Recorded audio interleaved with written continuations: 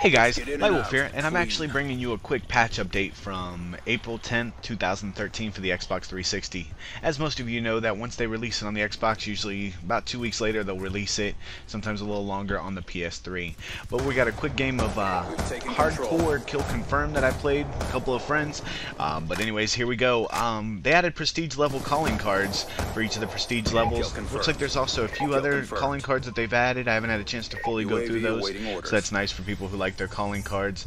They now set it up to where players will now control the last score streak called when playing in multiple, when calling in multiple remote control score streaks. So if you have an AGR and a sentry gun, for example, it will have you take control of the most recent one that you deployed. So for instance, if you dropped an AGR, then put out a sentry gun next, you will control the sentry gun.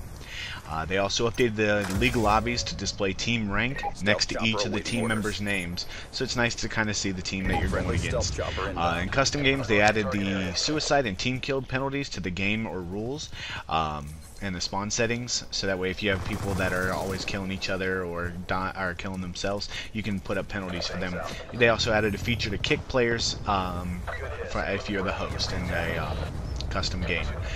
They also fixed an issue reported by the community where C4 was doing no damage to enemies if it was blown up the moment it attaches to a surface, such as a wall or a floor. This was a big one. A lot of people have been complaining because if they threw their C4 and blow it up the moment it made contact with the surface, it would do no damage to the enemy.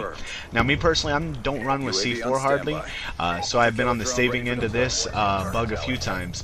I've had C4 land literally at my feet, blow up, and not even get a hit marker for the guy that threw it. So I'm sure there will be a lot of happy C4s out there now. They also resolved an issue with the orbital VSAT score streak losing time during the host migration countdown. Before, if you had one up and the host would migrate, then the 40-second timer would continue to count down. So if you hit 2 or 3 host migrations, you pretty much lost out on your VSAT. They fixed this so now the moment it starts to migrate, the VSAT timer freezes until the game resumes. I'm unaware if this affects any other score streaks that are, time delayed. But they also resolved an issue where the AGR icon would only appear on the minimap when it was firing both from the machine gun and the rockets at the same time. But now you can see it when it fires either one. As far as gameplay adjustments that they did also, they made it where on hijacked, if you're doing hardpoint, the engine room hardpoint, they extended the zone all the way to the ladders. So people can no longer head glitch the doors and use it as a choke point in the basement hardpoint zone. They extended all the way to the ladders, so now you actually have to come out of the main engine room to stop someone from holding the hardpoint. There were actually teams that would leave halfway through the previous one just to get set up to get the full 60 points. So it's nice that they stopped that. With the lightning strikes, they had it before where if you looked on your tablet in the first round of a game, you could actually use it as a UAV to see where everybody was, and you could call it out. Then on the second round, you could do it again, and that way you could have basically a free UAV to call out where everybody is. Now they made it that if you do it once on the first round, you no longer get it again on the second round. So it's nice that you're going to be firing blind. Just kind of stop that out from happening. As far as they also changed it to where they adjusted global enemy spawning adjusted.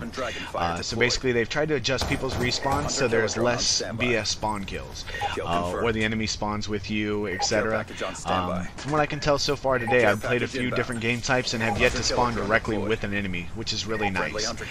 There'll always be those iffy spots in free-for-all or party games. Face it, when everyone's for themselves, it's really hard to spawn you away from an enemy. They also adjusted the objective spawn influencers and capture the flag. I don't know exactly what this means, but I'm guessing they're going to adjust it, to where there's less cutting off the flag carrier because you spawned halfway through their path. But again, we'll have to see. It will probably take a few weeks to get sufficient data for this. There were a lot of other patches done, and you can read all of them in the link below that I'm in the description. I hope this helped you, and I hope you can use these to your advantage. Thanks for watching. Happy hunting.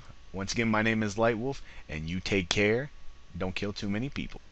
But yeah, so 22-1, not a bad game. Just had a lot of fun playing with some friends. Sorry about the editing. Video got corrupt, so we couldn't see the end kill cam. Hope you enjoyed it. Take care. Have a good day.